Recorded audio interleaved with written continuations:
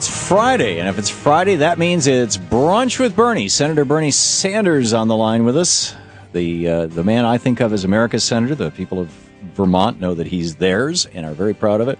And his website, sanders.senate.gov. Bernie, welcome back to the program. Good to be with you, Tom. Welcome back to your program. I think of this hour as your hour, as Bernie's hour.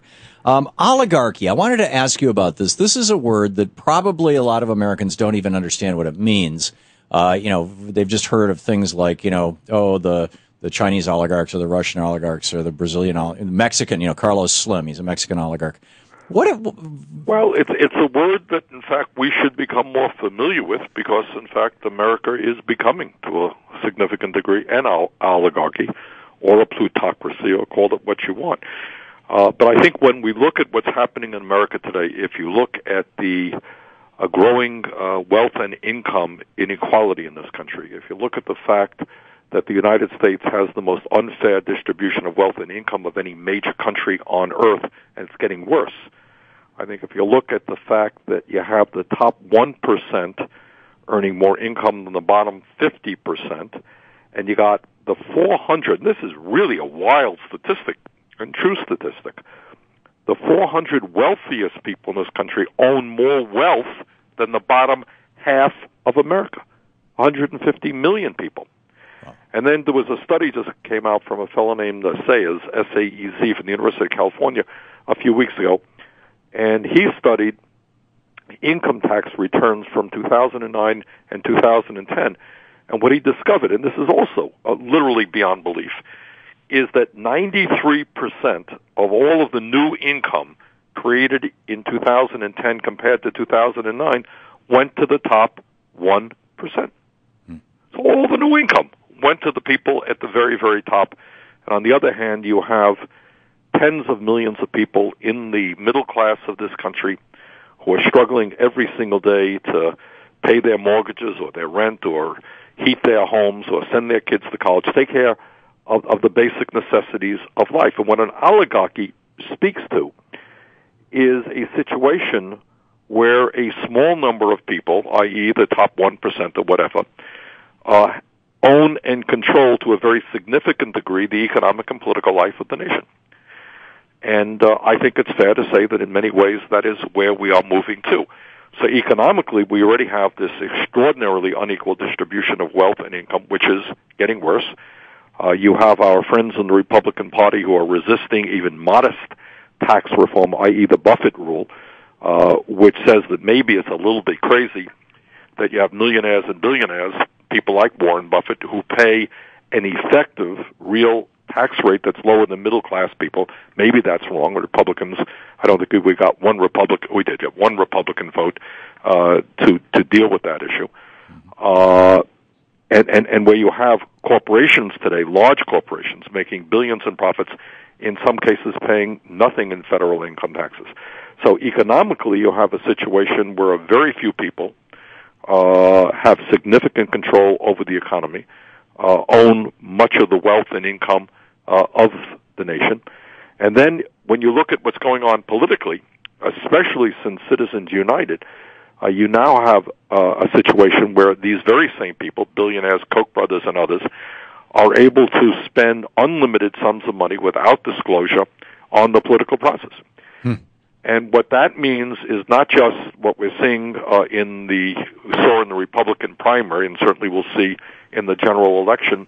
It's taking place in states like Ohio right now, where Senator Sherrod Brown is being hit with, I believe, something like $5 million of third-party ads, and this is 6 months left to go in the election. Right. Other people are seeing these type of activities. And you have folks like Sheldon Adelson. This is a guy who's worth $22 billion. If he and his wife give $5 million each to Newt Gingrich, and I don't know who they'll be giving money to in the future, you know what that is, Tom? That is 1 day of profits for them. Wow. 1 day of profits.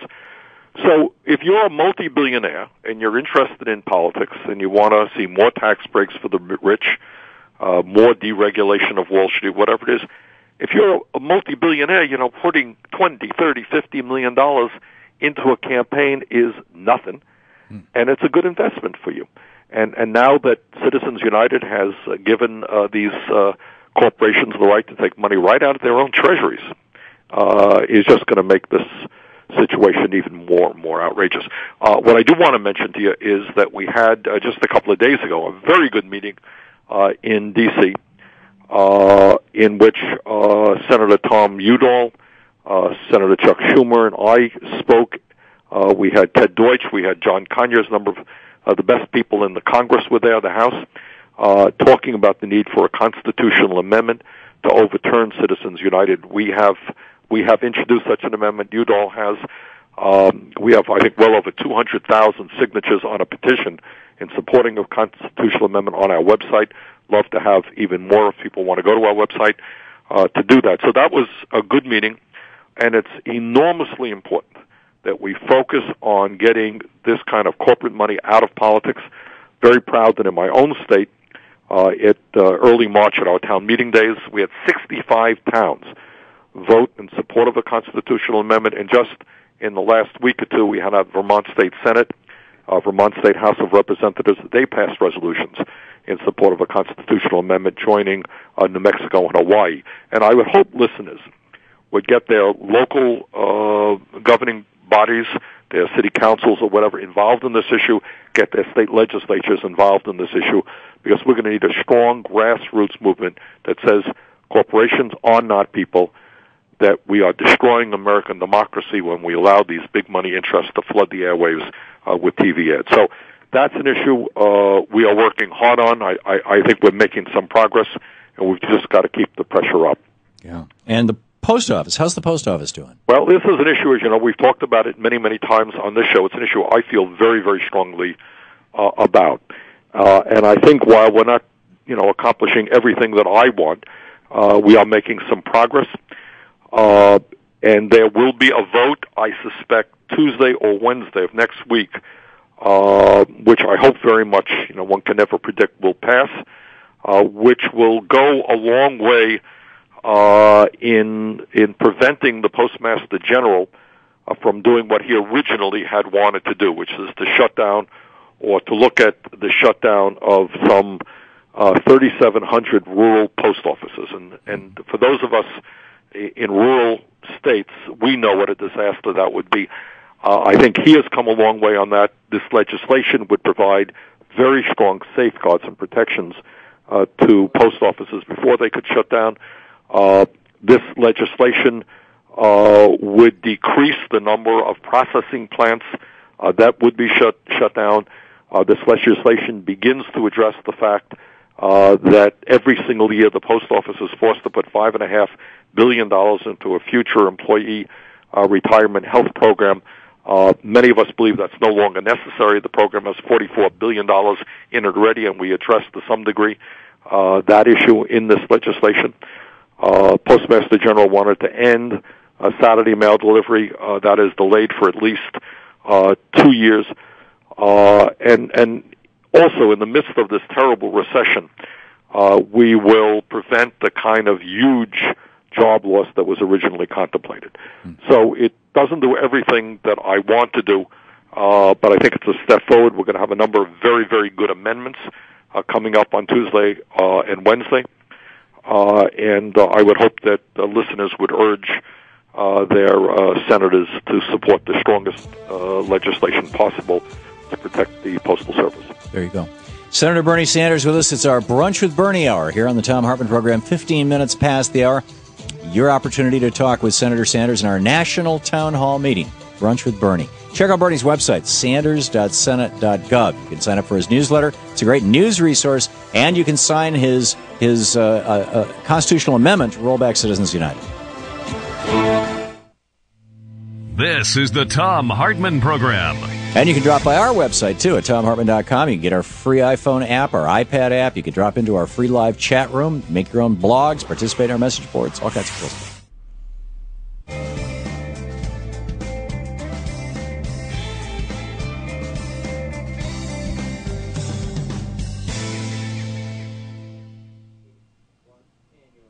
Welcome back. And Dolores in Bryan, watching on Free Speech TV on Dish Network, I believe, in Bryan, Ohio. Dolores, you're on the air with Senator Sanders. On DirecTV. On DirecTV. My apologies. That's okay.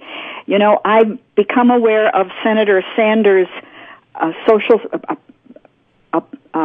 legislation to solve the problem with long-range funding of Social Security. Mm-hmm. As I understand it, after $250,000 income, people would, again, pay into the Social Security fund. I hope that's correct. That is exactly correct, Dolores. Okay. My question that a friend raised was, will those super rich people then be receiving much larger Social Security payments because they will have paid in on such a larger percentage? And then that seems to me to defeat the whole purpose. Right. The short answer is no. No, they will not. Thank you, they'll get what they're entitled to like everybody else. What Dolores is talking about right now is we have an absurd situation where there is a cap on what wealthy people have to contribute to the Social Security, into the Social Security Trust Fund. And if you're a multi-millionaire, you're going to pay all of your Social Security taxes literally on the first or second day of the year.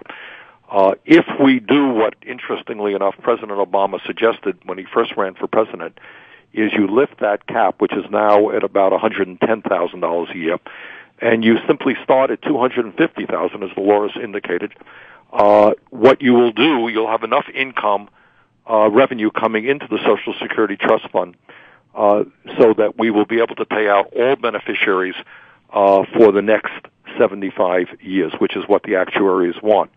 Right now, despite what some of my Republican colleagues will tell you, Social Security has a surplus of $2.5 trillion in their trust fund, can pay out all benefits for the next 25 years, at which point they could probably pay out about 75 or 80%.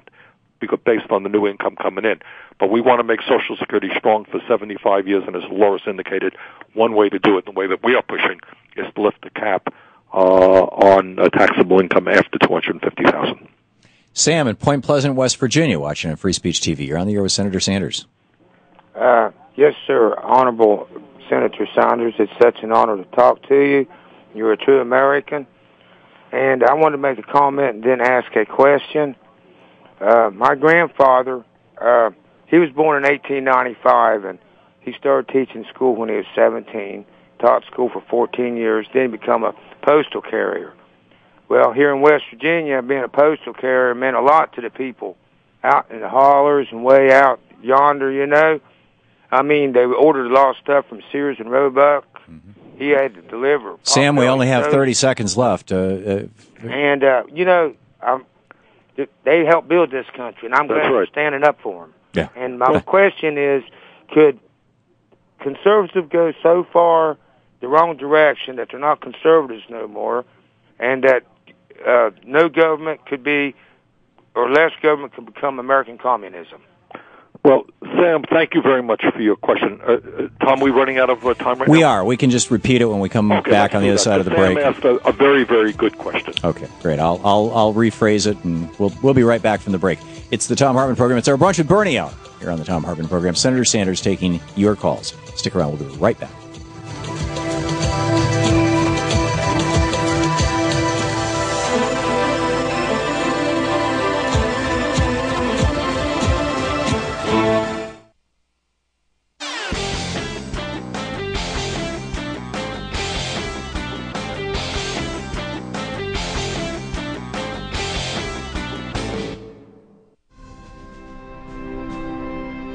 The Thom Hartmann Program is brought to you in part by Solar World. SolarWorld.com for information on solar electricity.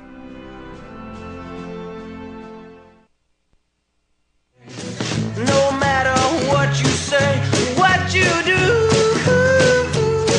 you've got me hooked. I'm here to stay. Occupying the media 3 hours a day, 5 days a week. Thom Hartmann here with you, and Senator Bernie Sanders on the line with us. And Bernie, Sam from Point Pleasant, West Virginia, was just asking the question. He pointed out that his grandfather, who was born in 1895, was a postal carrier in West Virginia, and it was a really important thing to be it was a big deal to be a postal carrier, and it was really important to all the people out in the hollers and the rural areas. No, Sam hit it right on the head, and I want to thank Sam for calling. We sometimes take for granted the Postal Service. Just take it for granted. It's always been there, and we see it every day.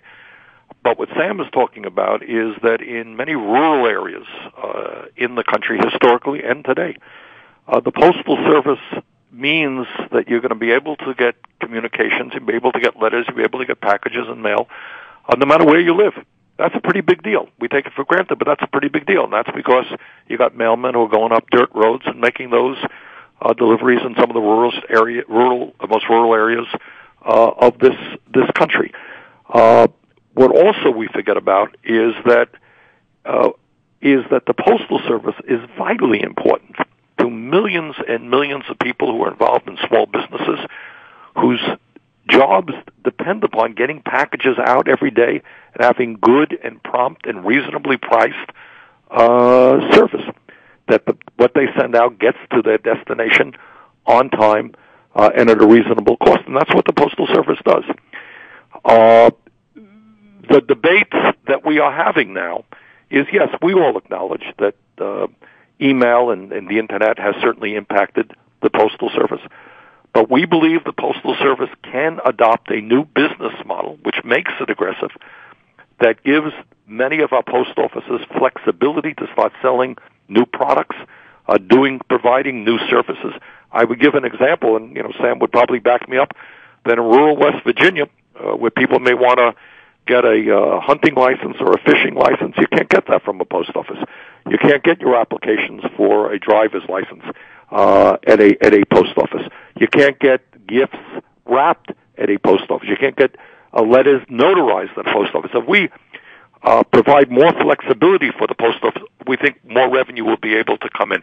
Last point that Sam touched about is in a sense, how far right wing many of our Republican conservative friends are, and let's not underestimate what these guys want to do. Many of them, I won't say all of them, but there are a significant number of them who really believe in their heart of hearts, not just that you want to cut Social Security or cut Medicare or cut Medicaid, for example. They believe those programs are unconstitutional. They believe that the federal government should not be involved in health care or in Social Security, and some of them believe in public education as well. And at the end of all of their rhetoric about so-called freedom and getting the government off of our backs, what they are really talking about in their heart of hearts is returning back to the 1920s or earlier, where working people had very little security, no health care benefits, no rights on the job, no worker protection, no rights to organize a union, no worker safety legislation, no minimum wage legislation. These guys, some of them really want to repeal all of that and bring us back to a time when a few people with incredible wealth and power, i.e. an oligarchy, was able to control everything that happened in America, and working people had virtually nothing. And that is the struggle that we're in right now. And it's a struggle that we had better win if this country is going to survive with any level of dignity for working people. James in Woodland Farms, Illinois, listening on Chicago's Progressive Talk. You're on the air with Senator Sanders. James? Yes, hello. Hey, you're on the air. Hey, how you doing? Big show with a fan. Bernie, I think you're great. Tom, you're awesome. First, I want to make a statement of why we are where we are today, and then I want to follow with two questions. If you look back throughout history, everything in our entire economic system is based off the utilization of energy, and through the advent of technology, we can now produce more than we can consume with less man hours. I'm 26 years old. I dropped out of my bachelor's degree in economics and finance to pursue an associate's degree in renewable energy. So now I got 2 degrees. I work on a wind farm for one of the largest corporations in the world.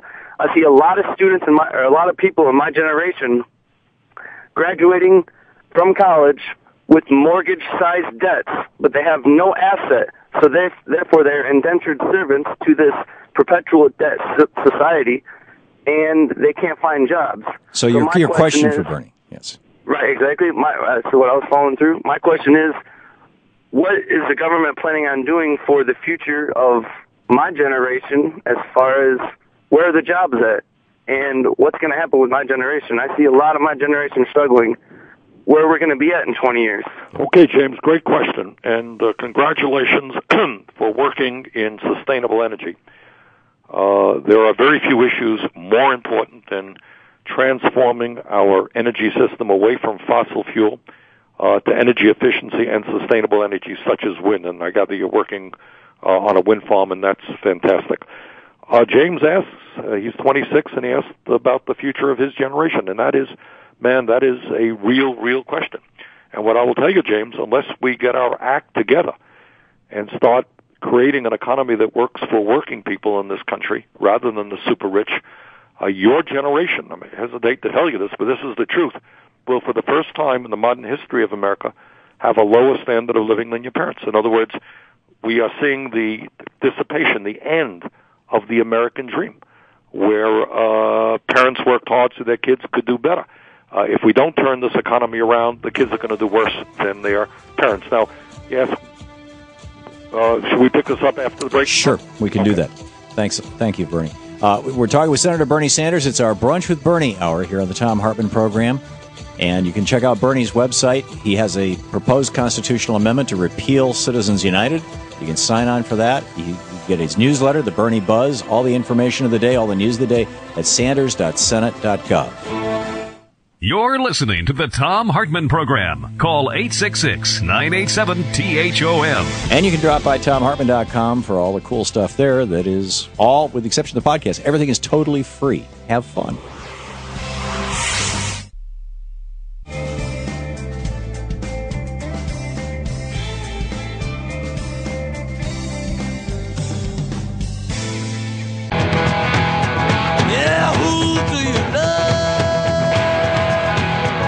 Welcome back. 34 minutes past the hour. Thom Hartmann here with you. It's our Brunch with Bernie hour. Senator Bernie Sanders on the line with us. And Bernie, you were just wrapping up a topic. Well, James asked a good question, I think, and he's reflecting the views of just millions of people in his generation. He's worried about the future of this country and what happens to his generation, being a young man of 26. Well, I would say to James that clearly you're absolutely right. Many young people in this country are leaving school deeply in debt, and we have to deal with the issue of student debt. One of the things we certainly want to do is make sure that it is not doubled. The interest rates on student debt are not doubled, as they will be if Congress doesn't act. So we got to deal with that immediately.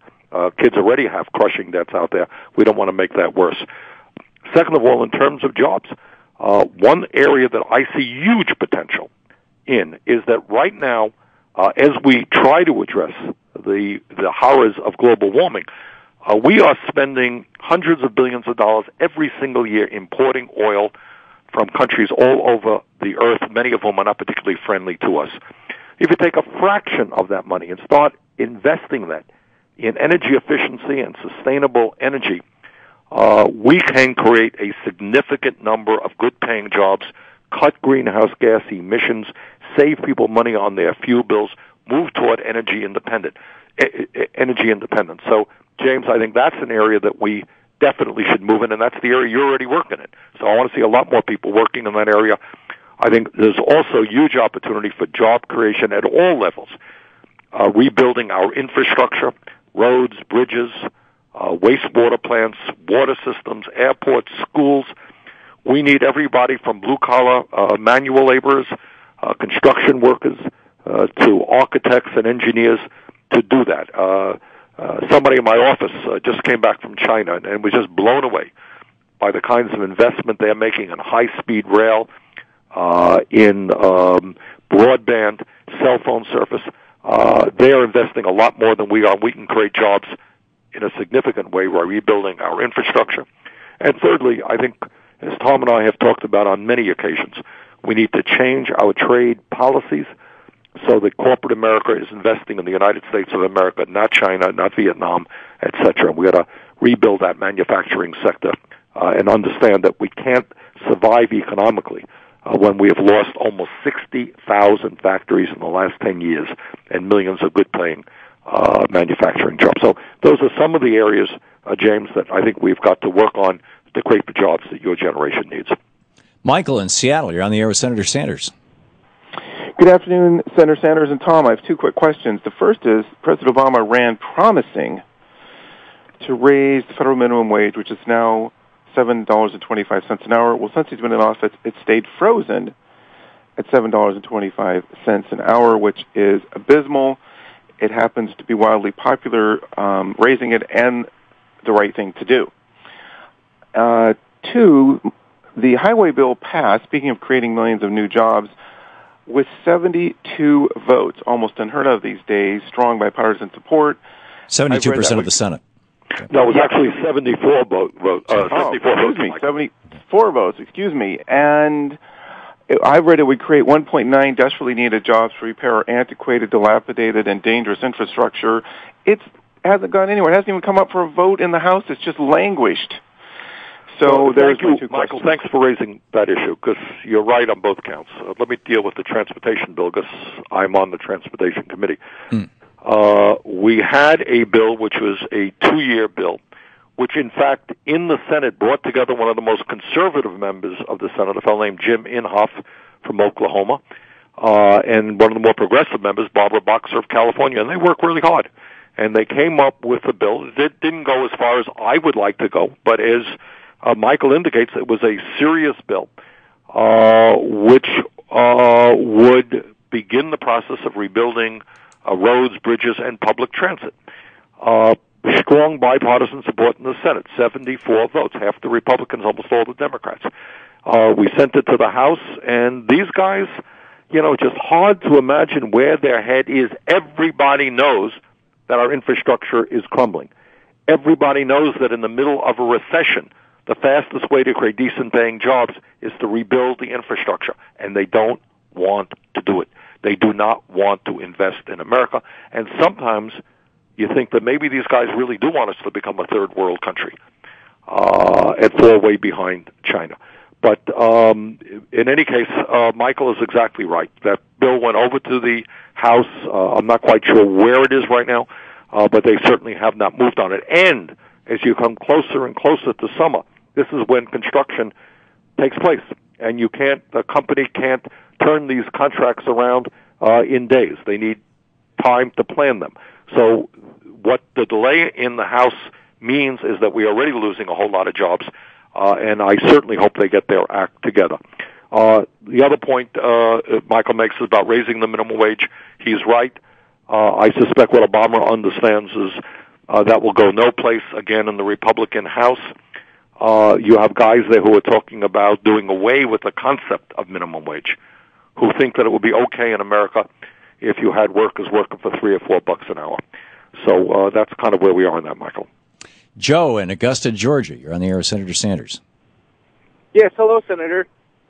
A few moments ago, you had said that all the entitlement programs, such as Social Security, Medicaid, and Medicare, were all constitutional. I was going to ask you, where in the Constitution does it empower the federal government to do all of those powers, all of those things? Joe, it does in the general welfare clause that the Congress has the power. I forgot the exact words. Maybe you have them, Tom. It's Article 1, Section 8. Within a minute, I will read it. You can explain it. Okay.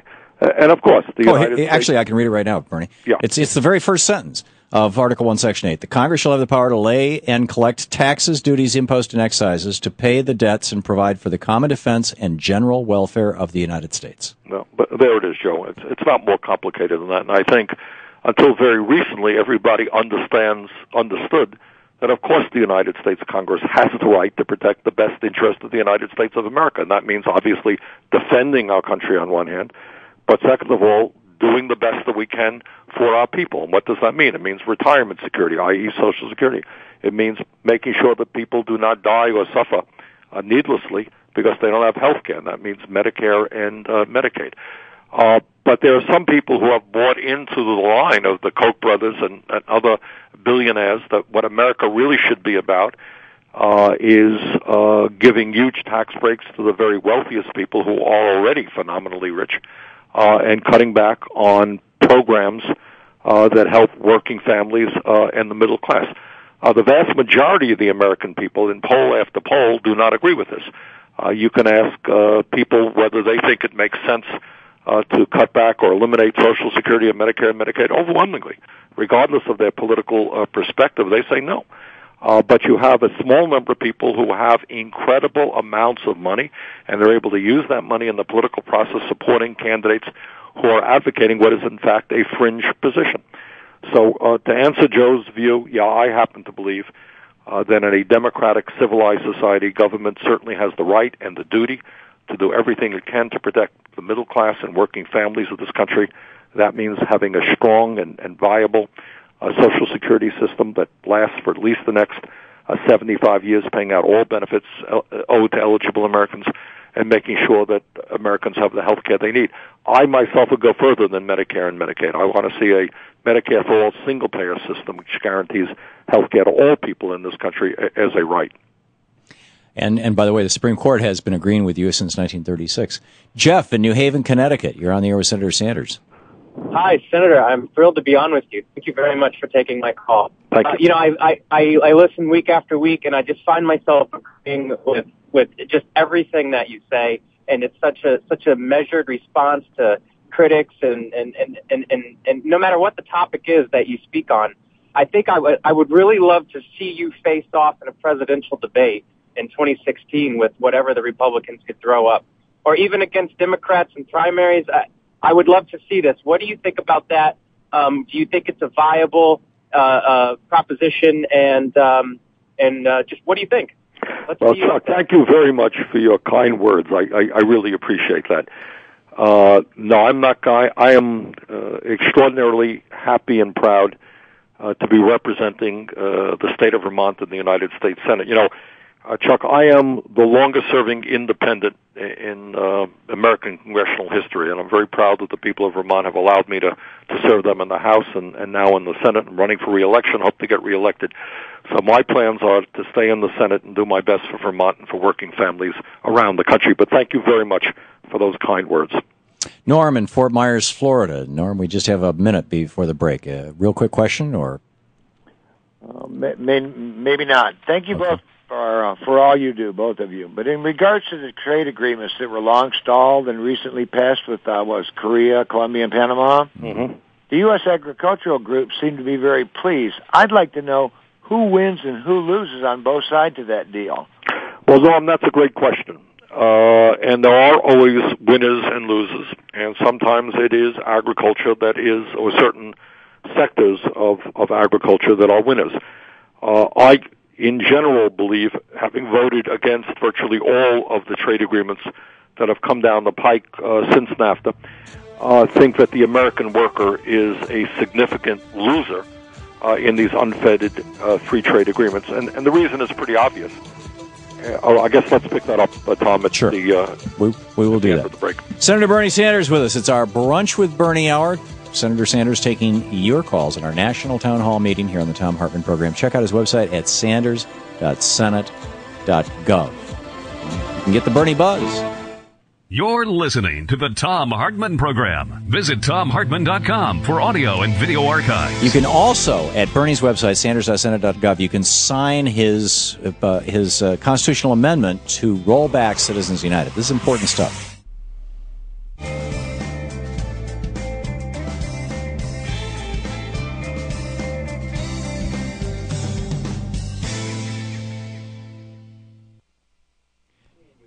And welcome back. Bernie, let's pick up the trade discussion right after the next break when we rejoin our commercial stations, if that's all right with you. That's fine. Okay, and we'll take our Free Speech TV viewers right now. Sue in Davies, Florida, watching us on Free Speech TV on DirecTV. Hey, Sue, you're on the air with Senator Sanders. Hi, and I want to thank you and Tom for everything you do. Just a quick question. I think you partially answered. It's about the post office, that legislation that was enacted in 2006. Mm-hmm. Why can't that legislation be repealed? What we are trying to do, Sue, and I think we'll do in this legislation, is for all intent and purposes, in a fairly complicated roundabout way, is relieve the Postal Service of the obligation of paying $5.5 billion into future health retirement benefits, because they already have $44 billion in that account, and when they accrue interests, they're going to have enough to pay out all the benefits that they're supposed to pay out. It's going to be done in a rather complicated way, but I think if we can pass the legislation that's now on the floor, it would relieve the Postal Service of that obligation. Pat at Anderson, California, watching on Free Speech TV on Dish Network. Pat, you're on the air with Senator Sanders. Thank you. I just want to add a comment. I don't have a question. And my comment is the best argument for taxing the super rich is what is happening right now.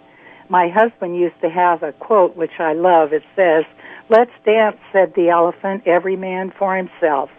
And that's all I have to say. Thank you. Okay. Thoughts, Bernie, on how the GOP is perhaps representing the bad side of the oligarchy, or? Well, it's, what the Republican Party today is about is saying that in a certain sense, we are not a society which works together that tries to improve life for all of our people. And when we can't even get the Republican House to invest in our infrastructure, our roads, our bridges, our public transit, that's just an indication of how far they have come. When you have folks in the Republican Party who believe that Social Security and Medicare and Medicaid are unconstitutional, that when people get sick and they don't have a lot of money, well, that's tough luck. You may have to die. You may have to suffer. This philosophy that it's every person for themselves really, when you think about it, means that if you are rich, hey, that's not a bad deal. I don't have to worry about anybody else. I'm going to get the best health care in the world because I'm rich. If you're a billionaire, you're going to be able to send your kid to any college in America, no problem. If you're rich, you're going to live in a gated community. You don't have to worry about crime. You don't have to worry if there's police protection or fire protection. You got that. You don't have to worry about public transportation because you have your own little plane to be flying around in. So what the rich are saying is, we got it. We got a lot of it. And frankly, we don't care about the kids in this country. We don't care about the seniors in this country. We don't care about the workers in this country. All we care about is ourselves. Now, I can understand that. I think it's unfortunate. I can understand that. What does disturb me is when you have working people who get sucked in to defending billionaires and start adapting the crazy ideas that giving tax breaks to the billionaires and cutting back on Social Security and Medicare, that those are good ideas. That really bothers me. So I hope that working people catch on that their agenda and the needs of their kids are not those of the Koch brothers and billionaire families. Amen. Senator Bernie Sanders with us in our Brunch with Bernie hour. We'll be right back with more of your calls.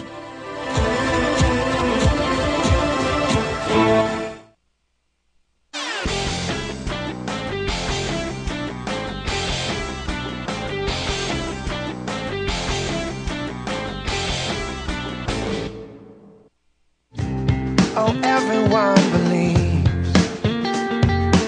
Welcome back to Brunch with Bernie here on the Thom Hartmann Program. Bernie, you were just wrapping up or addressing a question about trade a few minutes ago. Norm from Florida asked a question, which was a good question. And basically, he wanted to know, hey, in trade agreements, who are the winners and who are the losers?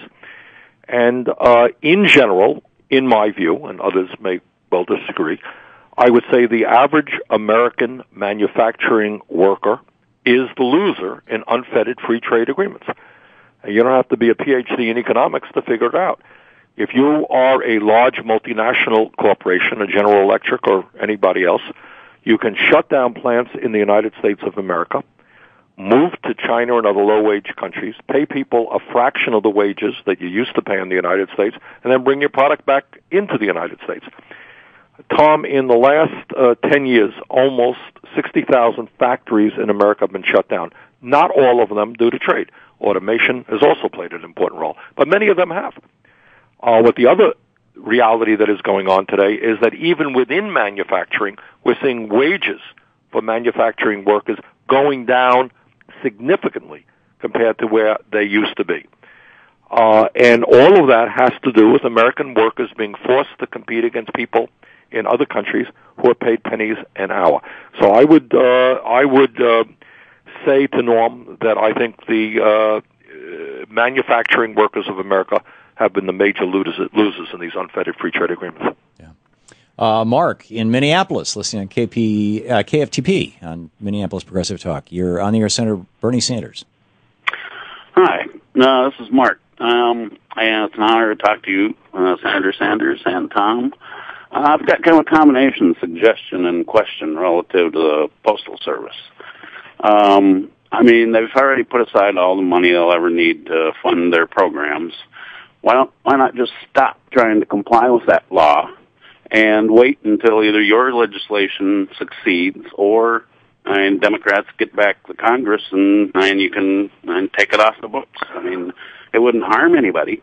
Well, Mark, the danger is, and the reason I have been working so hard on postal reform legislation, is this is a response to a concept that the Postmaster General came out with about 9 or 10 months ago.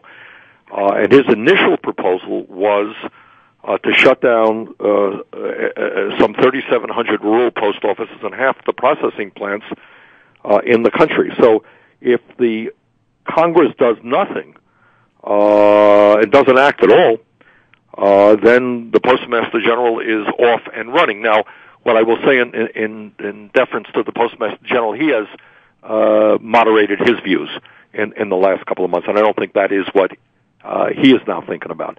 But we do need strong legislation to address this problem of the $5.5 billion going from the Postal Service into future retiree health benefits, which, in my view, is no longer needed, and I think in a significant way is being addressed by this legislation. Reginald in Houston, Texas. You're on the air with Senator Sanders. Hey, how you doing, Tom? Thank y'all for taking me.